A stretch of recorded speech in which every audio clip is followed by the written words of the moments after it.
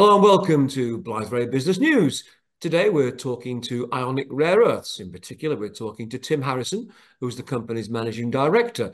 Ionic Rare Earths listed in Australia on the Australian Exchange, a symbol of IXR, with a mining project in Uganda and also a reprocessing facility in Belfast. Let's start in Uganda. Tim, you've recently announced that the company completed the significant milestone of being granted the mining license for the Makuutu project, the rare earth project in Uganda.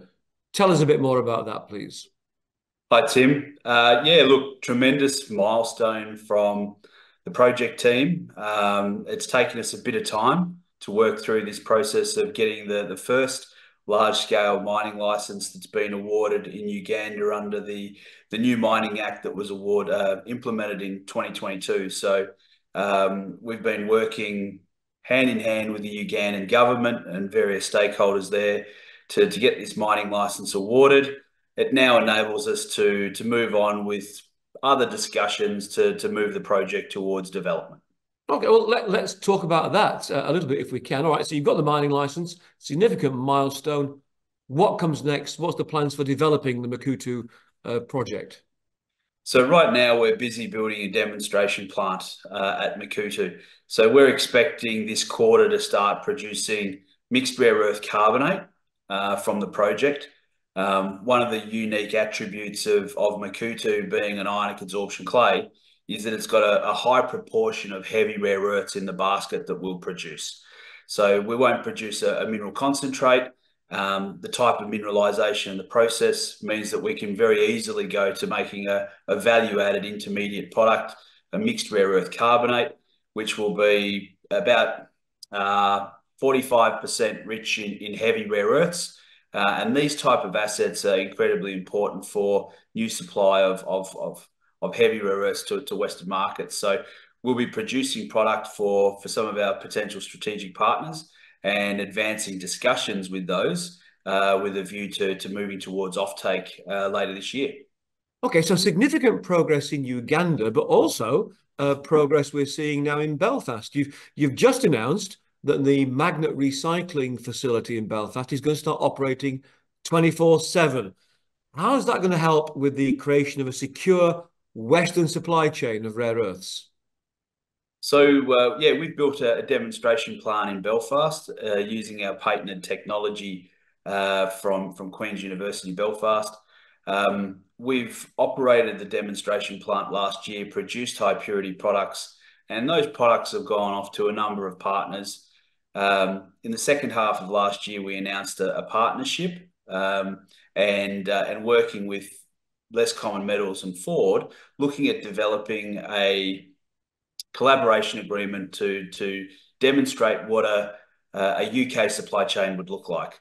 The operation of the demonstration plant now moving to 24/7 will produce the products that we'll be able to then hand to our collaboration partners, Less Common Metals, who will then turn it into metals and alloys. It will then be converted into magnets and ultimately then handed over to Ford to go into units and e-drives that have been developed at their Harwood facility in the UK. So this is a demonstration rare earth supply chain that I expect we'll see replicated with other partnerships over the next 12 months. So with the recycling plant now operating 24/7 continuously, can you put a number on the amount of rare earths, the volume, the tonnage that you expect the plant to produce each year? Yeah, so the demonstration plant has been designed such that it can take 30 tonnes of magnets as feed. So those permanent magnets will be recycled.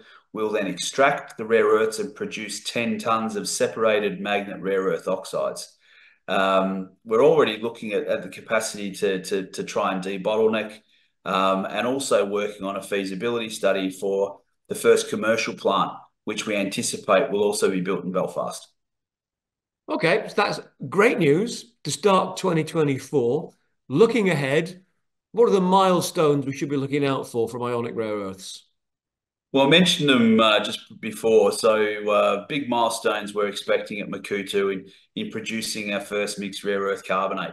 I think that will be a tremendous milestone again for the team and being able to put the products that we produce in Uganda in the hands of potential supply chain partners to be able to move forward with those offtake and supply chain collaborations. We're also looking at the execution of the project. So we're planning on working towards an investment decision later this year.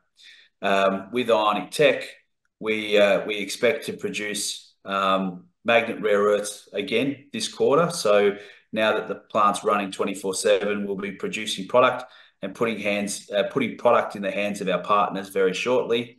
The feasibility study we mentioned, and again, expecting more collaboration partnerships and being able to map out a path for commercialization of Ionic technologies in 2024. Tim, you must come back. Keep us updated. Thank you very much for coming on the program today. That was Tim Harrison, Managing Director of Ionic Rare Earths, updating on developments in both Uganda and also in Belfast. That's it for this edition of Blytheberry Business News. Thanks for watching.